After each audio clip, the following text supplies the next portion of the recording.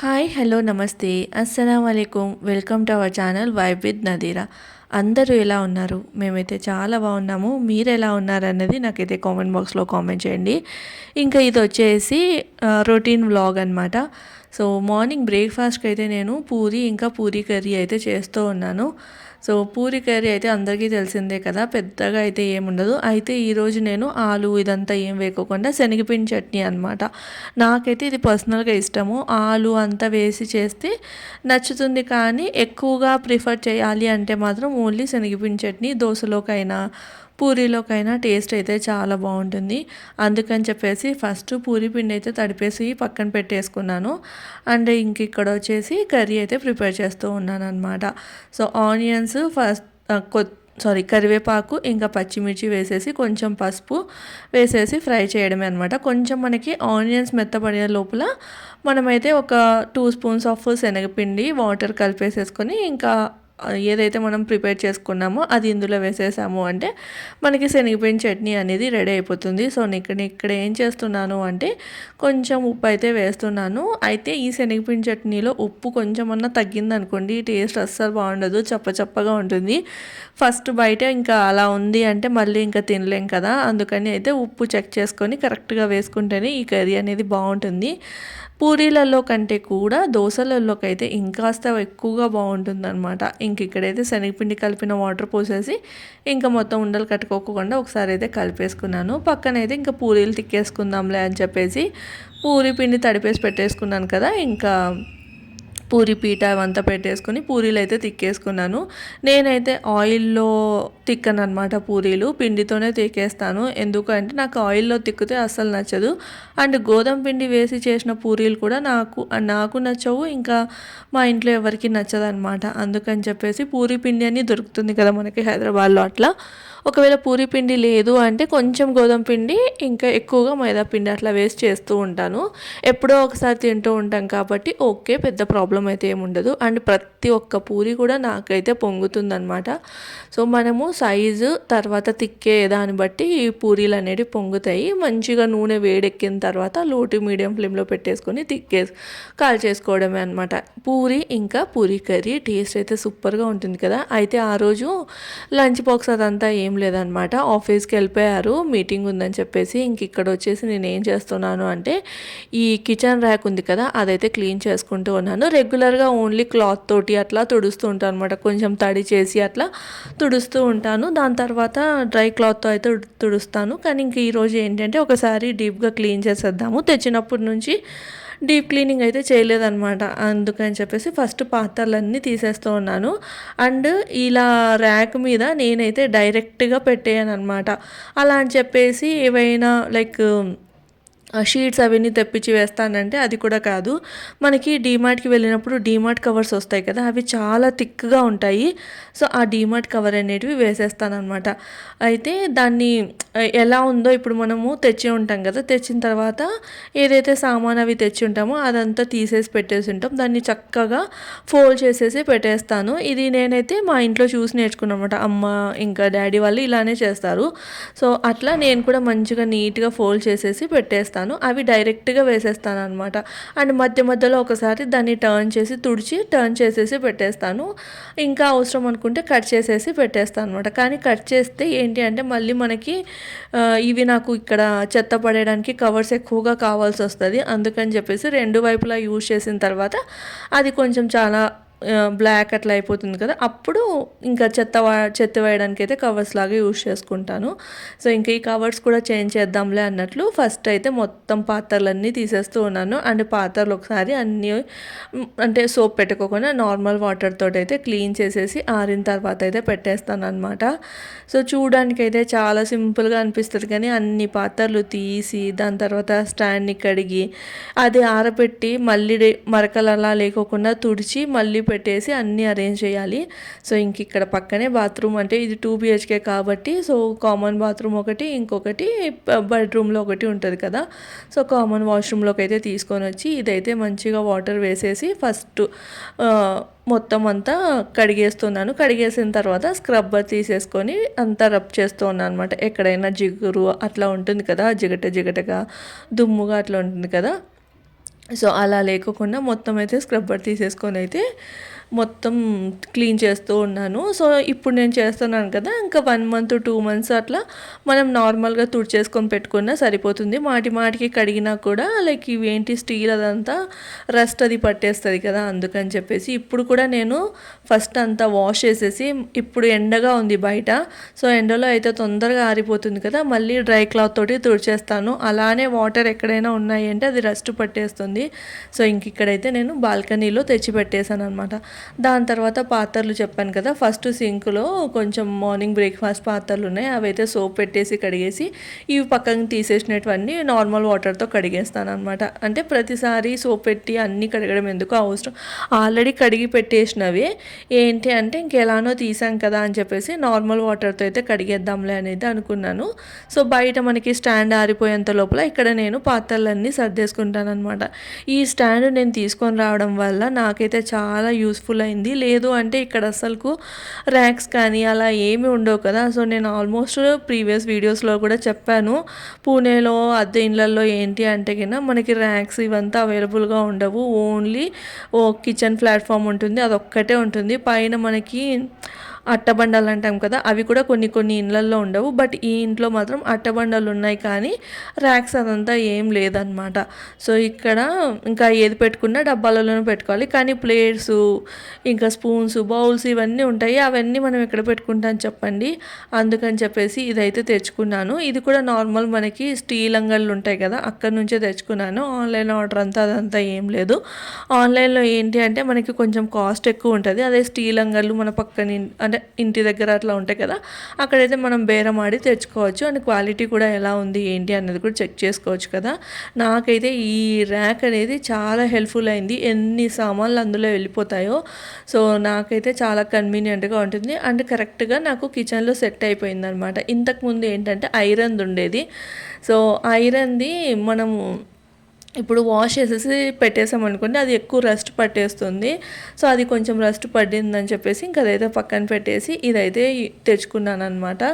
So ఇదైతే చాలా బాగుంటుంది. ఫస్ట్ అయితే ఇంక ఇక్కడ ఏం చేస్తున్నానంటే పాత్రలు సగం అయితే కడిగేసాను, ఇంకొన్ని ఉన్నాయి అవి కడిగేస్తాను అనమాట. అంత లోపల బయట మళ్ళీ వాటర్ అంతా ఆరిపోయి ఉంటుందిలే అన్నట్లు ఫస్ట్ ఇంకా అక్కడ ఎక్కడైతే నేను ర్యాక్ పెట్టానో అక్కడ ఎంత మనం తుడిచినా కూడా చిన్న చిన్న మరక దుమ్ము అట్లా ఉంటుంది కాబట్టి ఫస్ట్ ఊడ్చేసి దాని తర్వాత మోప్ అయితే పెట్టేశాను.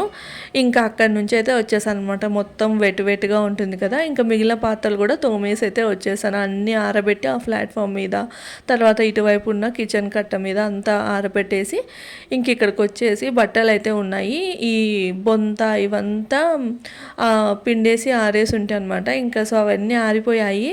ఇప్పుడు ఏంటంటే ఎండ కొంచెం వస్తూ ఉంది, ఎండ ఉంది కాబట్టి ఫటాఫట్ అయితే ఆరిపోతూ ఉన్నాయి. సో ఇలా ఆరిపోతున్నప్పుడే బట్టలన్నీ ఉతికేసుకుంటే సరిపోతుంది కదా అన్నట్లు ఇంకా నేనైతే ఉన్నవన్నీ వేసేసాను అనమాట. బెడ్షీట్స్ అవన్నీ కూడా వేసేసి, అంటే బొంతలు ఉంటే అవన్నీ వేసేసి ఇంకా ఆరిపోతే అవన్నీ మడతలు అయితే పెట్టేసుకుంటూ ఉన్నాను. సో ఇలా చేస్తున్నంత లోపల ఇంకా మనకి అక్కడ అది ర్యాక్ కానీ ఇదంతా ఆరిపోతుంది కదా అని చెప్పేసి ఇంకా టీవీలో లైక్ ఏంటి అంటే మూవీ పెట్టుకున్నాను అనమాట, సీతమ్మ వాకిట్లో సిరిమల్ల చెట్టు.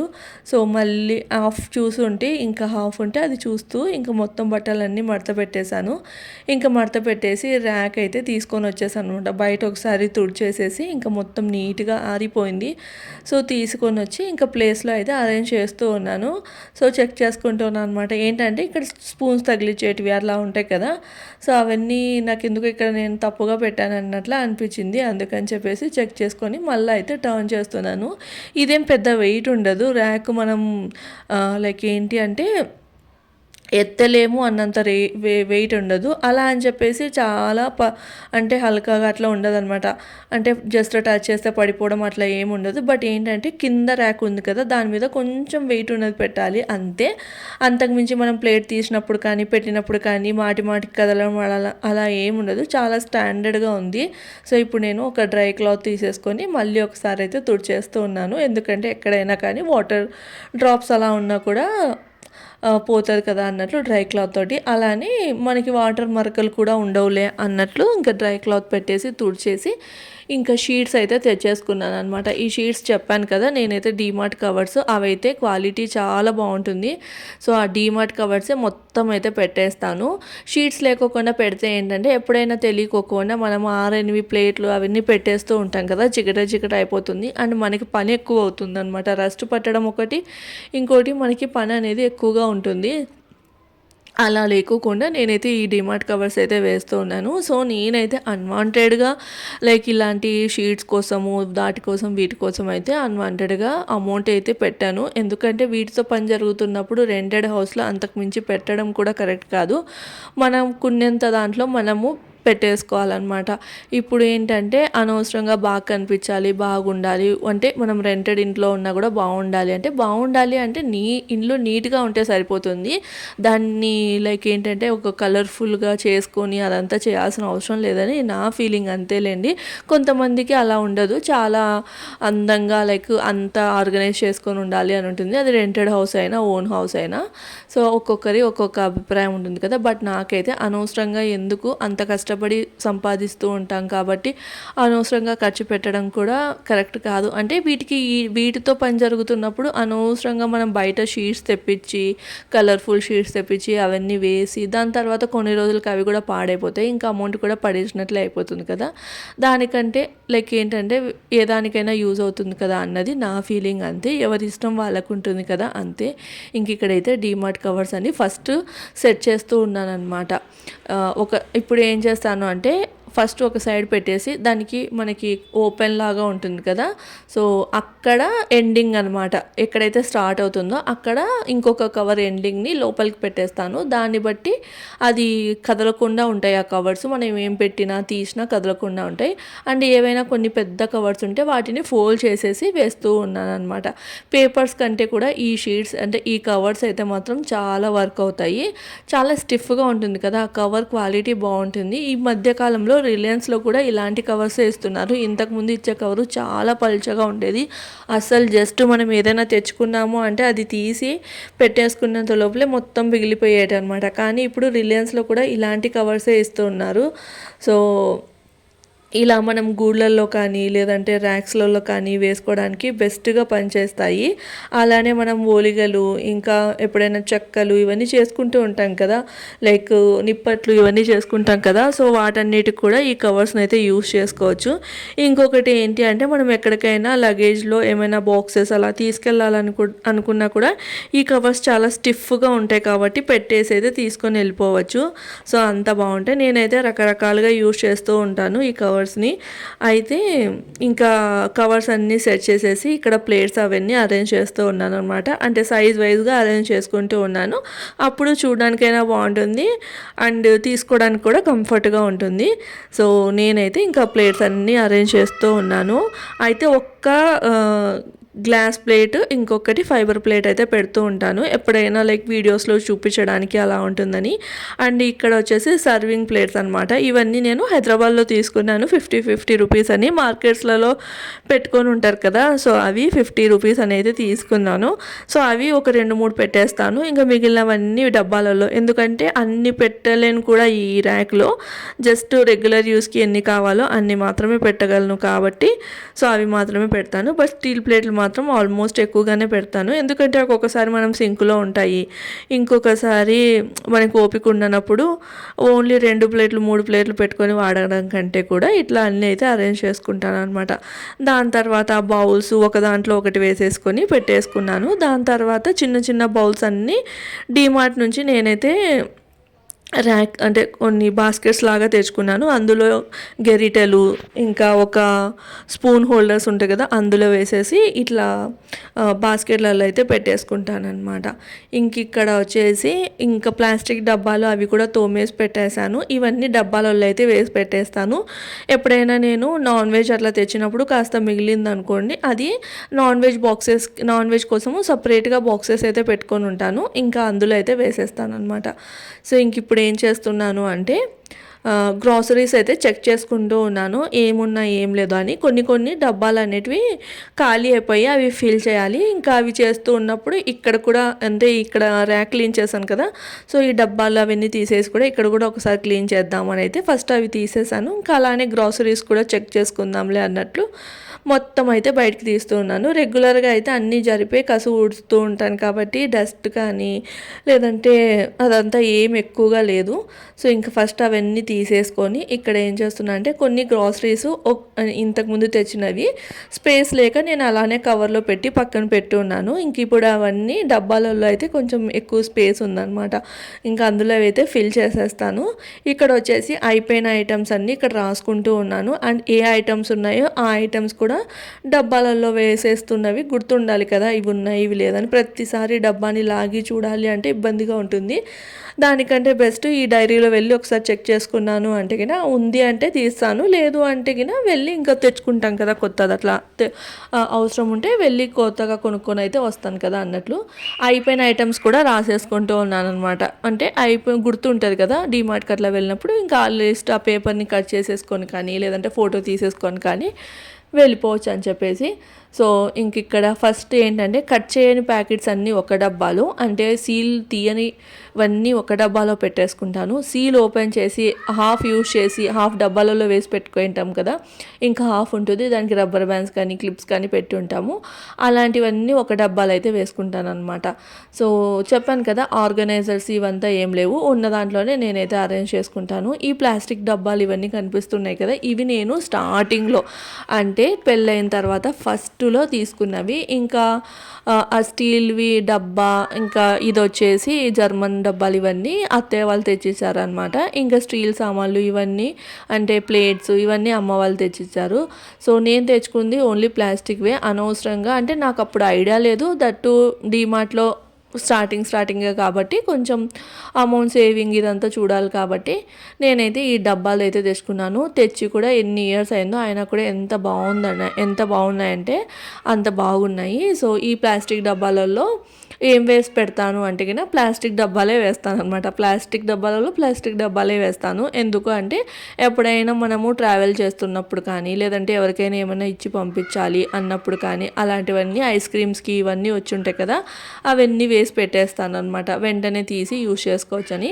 ఇంక ఇక్కడైతే మీకు చూపిస్తూ ఉన్నాను నేను ఎలా ఆర్గనైజ్ చేసుకున్నాను అని. సో నాకైతే చాలా కంఫర్టింగ్గా ఉంటుంది, అంటే తీసుకోవడానికి కానీ అలా అంతా. ఫస్ట్ పైన అంతా సిల్వర్వి సామాన్లు, నెక్స్ట్ అంతా వచ్చేసి రెగ్యులర్గా యూజ్ చేసే స్టీల్ గిన్నెలు అవన్నీ, తర్వాత ప్లేట్స్ గ్లాసెస్, ఇంకా దాంతోపాటు చిన్న ప్లేట్స్ అవి, ఇంకా కాఫీ టీ చేసే ఉంటాయి కదా అవి పెట్టేశాను. దాని తర్వాత ఏవైతే ఇవి బాస్కెట్స్ ఉన్నాయి కదా, పెద్ద బాస్కెట్లో వచ్చేసి మిక్సీ జార్స్ అవన్నీ పెట్టేసి ఇంకా కొబ్బరి తురిమేది అవంతా పెట్టేస్తాను. ఇంకొకటి వచ్చేసి టీ కప్స్ అవి, ఇంకొకటి వచ్చేసి చిన్న చిన్న బౌల్స్ ఉంటాయి కదా మనం లైక్ పాయసం కానీ ఏవైనా తినడానికి అట్లా, సో అవి పెట్టేస్తాను. ఇంకొక చిన్న దాంట్లో వచ్చేసి మన టీ స్ట్రెయిన్ చేస్తాం కదా అవి టీ స్ట్రెయినర్స్ ఇవన్నీ అయితే వేసేసుకుంటూ ఉంటాను అనమాట. ఓన్లీ నాకైతే కిచెన్ స్టవ్ దగ్గర మినిమం సామాన్లు ఉండడమే ఇష్టపడతాను. లైక్ ఓన్లీ ఆయిల్, తర్వాత ఒకటి పోపుల డబ్బా, ఇంకా మనము ఎప్పుడైనా కచ్చపచ్చగా దొంచడానికి ఉంటుంది కదా రోలు చిన్నది, సిల్బట్టి అంటాం, అంటే చిన్నది అనమాట.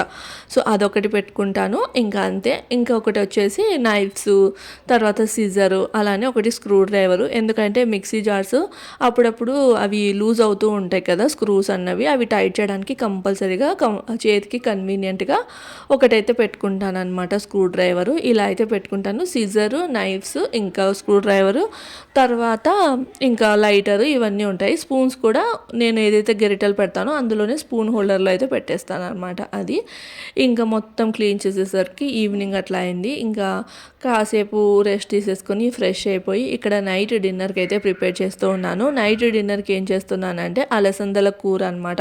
అలసందలు ఆలు వేసి కూర అయితే చేస్తూ ఉన్నాను. దోశ అయితే చేస్తాను, అంటే నాకైతే ఇలాంటి పులుసులలో దోశ వేసుకొని తినడం ఇష్టము. ఇంకా నదీం కోసం చపాతీ చేస్తాను, కానీ నా కోసం అయితే దోశలు అయితే వేసుకుంటాను అనమాట. దోశ పిండి ఉంది, సో దోశలు అయితే వేస్తాను. సో ఎంతమందికి దోశలలో ఇలా పులుసు వేసుకొని అంటే పులుసు తినడం ఇష్టం అనేది కామెంట్ చేయండి. నాకు తెలిసి చాలామందికి ఇష్టం ఉంటుంది ఇడ్లీలలోకి ఇంకా దోశలలోకి. నాకైతే ఇడ్లీలో కంపేర్ చేస్తే దోశలోకి చాలా ఇష్టం అనమాట. ఇంకా అలసందలు బొబ్బర్లు అంటూ ఉంటాం కదా, వాటితోటి అయితే కూర చేస్తున్నాను. ఆఫ్టర్నూన్ నానపెట్టేసి పెట్టేశాను అనమాట. కొన్ని మిగులుంటే ఇంకా అవి కూడా నానపెట్టేశాను. ఇప్పుడైతే నైట్కి కూర చేస్తూ ఉన్నాను. ఆలు వేసుకుంటే టేస్ట్ బాగుంటుంది కదా అని చెప్పేసి 2 మీడియం సైజ్ ఆలు అయితే కట్ చేసుకున్నాను అనమాట. సో ఎలా చేస్తున్నాను అంటే కుక్కర్లో ఆయిల్ వేసేసి ఓన్లీ నైట్ డిన్నర్ కోసమే కాబట్టి చాలా కొన్ని నానబెట్టి ఇంకా ఆలు వేసేసి అయితే చేస్తూ ఉన్నాను. సో ఆయిల్ వేసేసి అందులో జీలకర్ర, దాని తర్వాత ఆనియన్స్, ఇంకా మసాలా అనమాట. ఎండు కొబ్బరి, కొత్తిమీర, అల్లం వెల్లుల్లి, ఇందులో చెక్క లవంగం కానీ ఆనియన్ కానీ వేసి మసాలా అయితే ఏం చేయలేదు. జస్ట్ ఎండు కొబ్బరి, అల్లం వెల్లుల్లి ఇంకా కొత్తిమీర గ్రైండ్ చేసేసి ఆ మసాలా, దాని తర్వాత ఆలు వేసి కొంచెం ఫ్రై చేసాము అంటే ఆలు అనేది కాస్త మెత్తబడుతుంది. అప్పుడు కొంచెం టమాటో వేసేసిన తర్వాత ఇంకా నానబెట్టుకున్న అలసందలు ఉంటాయి కదా, అవైతే వేసేసుకున్నాను. ఇంకా ఇందులో వచ్చేసి పసుపు, ఉప్పు, ధనియాల పొడి, కారం ఇవే వేస్తాను అనమాట. ఇంకా గరం మసాలా ఇదంతా ఏం వేయను. అలానే నాకు ఈ అలసందల కూరల్లో ఆనియన్, టమాటో గ్రైండ్ చేసి పేస్ట్ వేస్తూ ఉంటాం కదా, అది నచ్చదు. అది ఓన్లీ రాజ్మా కర్రీలో వేస్తేనే నచ్చుతుంది అనమాట. ఈ కర్రీని ఇలా చేస్తేనే ఎక్కువ ఇష్టము. అయితే కొంచెం కరివేపాకు వేసాను, ఫ్లేవర్ బాగుంటుందని చెప్పేసి. ఇంకా మనకు పులుసు ఎంత కావాలో దానికి తగిన విధంగా వాటర్ పోసేసుకొని కుక్కర్ మూత పెట్టి ఒక 3 విజిల్స్ వచ్చేస్తే మనకి కర్రీ రెడీ. దోశ వేసేసుకొని మంచిగా అయితే డిన్నర్ చేసేసాను అనమాట. సో ఇది ఈరోజుటి వ్లాగ్. ఈ వ్లాగ్ అయితే ఇక్కడితో ఏం చేస్తున్నాను. వ్లాగ్ నచ్చితే మాత్రం లైక్ చేసి, షేర్ చేసి, సబ్స్క్రైబ్ చేయండి. రేపటి వ్లాగ్తో మళ్ళీ కలుస్తాను. Bye friends, bye.